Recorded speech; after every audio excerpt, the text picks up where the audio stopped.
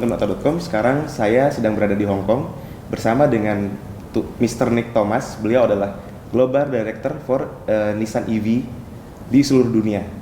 Nah, sekarang kita punya kesempatan untuk tanya jawab dengan beliau tentang proyek yang akan dijalankan di dunia, utamanya di Indonesia. Sir, are you great? Very great, thank you. Okay. So, you sure has a great view of EV market in many countries. How do you see Indonesia? I think Indonesia is one of the markets where we have a great potential in the future for full electrification, both EV and our new e-power technology as well. These cars are fantastic to own, really fun to drive, and also extremely convenient for people.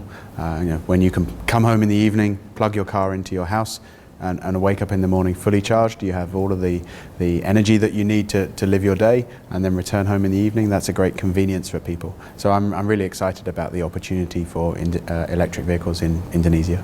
So as we know, Nissan gonna launch Leaf in Indonesia next year, 2020. And what do you see the potential of Nissan Leaf in Indonesia? I think the potential for Nissan Leaf, as I say, it's a fantastic car to own, a really exciting driving experience, packed with our latest technologies, a round view monitor, intelligent cruise control, intelligent emergency braking, and really the best feature for me is the e-pedal. Being able to control your full drive with just a single pedal to start, stop, accelerate, decelerate, even stop and hold the vehicle on a hill using just one pedal is really a revolution, and that's one of the features that customers really love. It's great in stop-start traffic through the city, but it's even better on your favorite road, a winding road in the country, when you can be fully controlling the vehicle with one pedal is a fantastic feeling. So I think those kind of features are really going to appeal to the Indonesian customer, and there's a great potential for EV. Also, e-power, as I mentioned, the revolutionary new next generation of hybrid technology which we're introducing across our range of products is a great stepping stone towards fully electric vehicles. We're really excited to bring that to the region as well. Okay.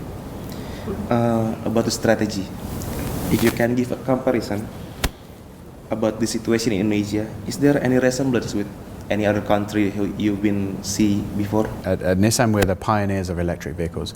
We've been building and selling electric vehicles for 10 years and designing and engineering them for 15 years now. The Nissan Leaf has sold 400,000 cars. It's the most sold car, electric car around the world. And in each market, we've had to start from zero. We were the pioneers. We've brought the car to the market. We have to develop. The first things we have to do are overcome the natural anxieties that people have. There are 3 questions that people have every time is, how far can I drive it? And then what some people refer to as range anxiety, we call range confidence, because you can have full confidence in how far your vehicle is going to go.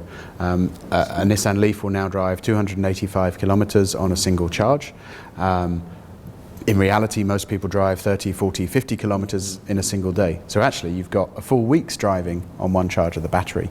And then there's the second is charging. How do I charge my vehicle?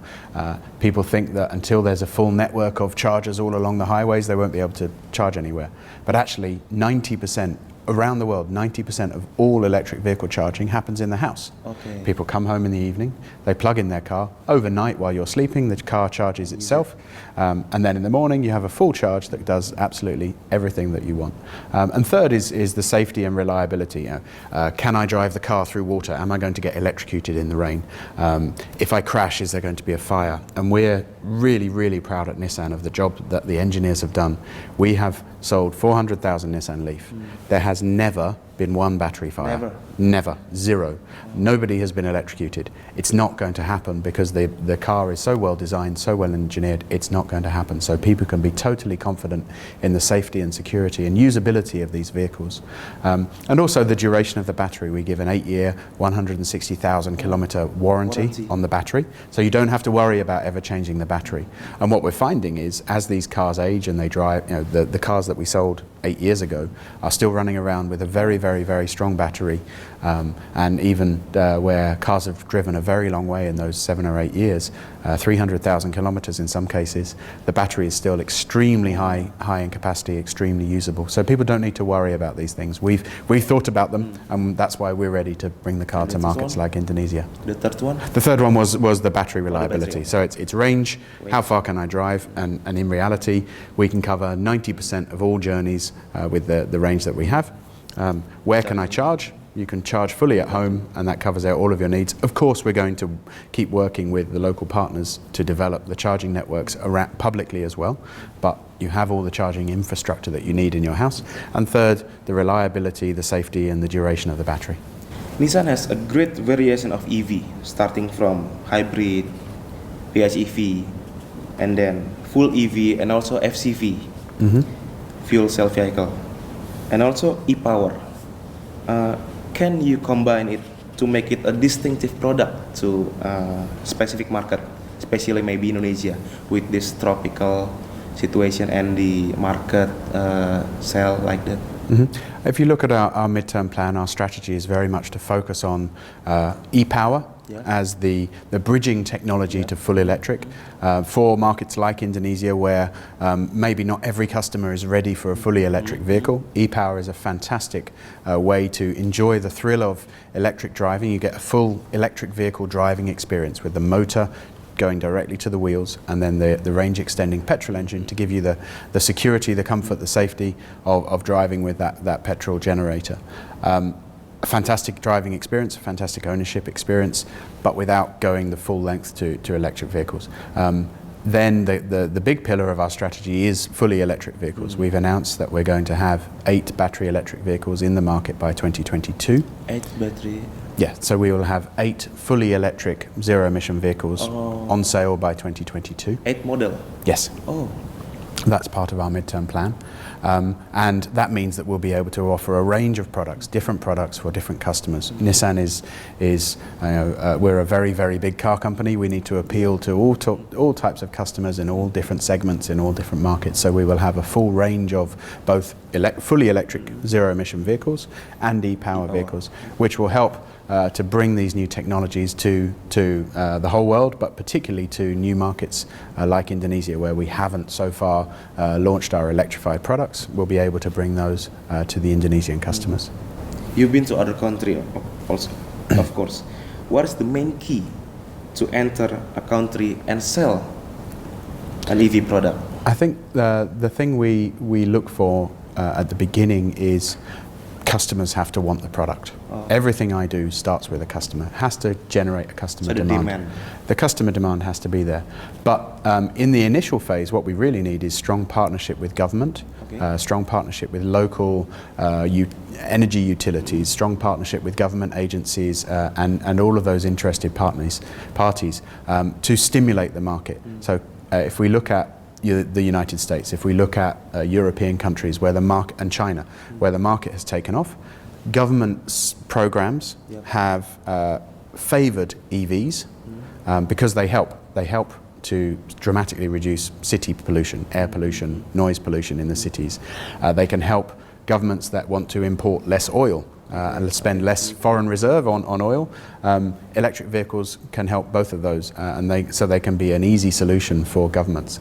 And that strong partnership with government and in the form of subsidies, reduced tariffs or incentives for customers, which help us. EVs, the cost of batteries is coming down very quickly, but they're still relatively expensive compared to a petrol engine. So while we keep engineering the next generation of batteries, we need some help in the short term from government to help us bring down the prices so that we can then ensure that customers who love the technology can also afford to access the technology. Only two of that? The demand and the government? Any other factor? And then it goes back to giving customers the surety that they're going to be safe. The car is totally reliable, really, really well engineered to be safe and durable, that they can charge the car at home, that they don't need to worry about where will I charge the car. We need to explain to them those charging issues and to demonstrate to customers that the cars have more than the range that they could ever need and are fully usable for their daily life. Last question. You only have lived that can sell well, while Tesla and other brand have more variation of products that sells good. What is your next step? Is there any product that can compete and help Leaf to make Nissan is bigger in EV? Yeah, I think in terms of a mass market manufacturer that can appeal to all customers at really achievable, affordable price points, Nissan is very clearly the leader, and we've sold the most electric vehicles around the world. But we are a mass market manufacturer and we sell across multiple segments. Particularly we are famous as a brand that sells crossover vehicles, small SUVs and those type of vehicles. And we've already announced that we've demonstrated 3 concept vehicles, the IMS, the IMX and the IMQ, and we have announced that we will introduce an EV crossover in the near future as the first part of the next generation of Nissan products.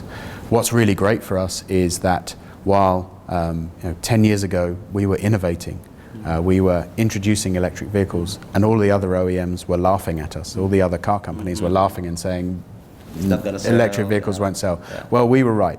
And we've consistently innovated, and our engineers have now 15 years of experience of developing electric vehicles. So they're building the best electric vehicles in the market.